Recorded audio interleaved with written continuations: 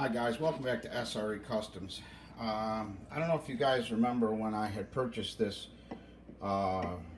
remake of the torpedo pipe that Bartolone makes that's on eBay now.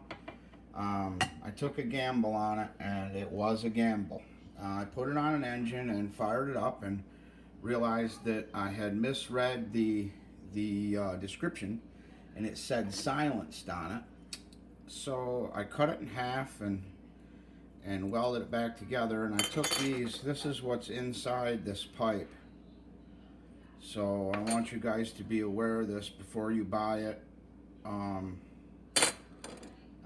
don't know how they expect to get you know, the sonic wave back to carry the fuel back to the engine in the expansion chamber with these baffles positioned all through the chamber and piping, and it was just a nightmare. So I cleaned it all out, I welded it back together, I put some heat rip around it because, you know, I MIG welded it instead of TIG welded it, so it's not pretty, but I just wanted to make you guys aware of it. It's a short video, but just so you know when you're buying something, okay?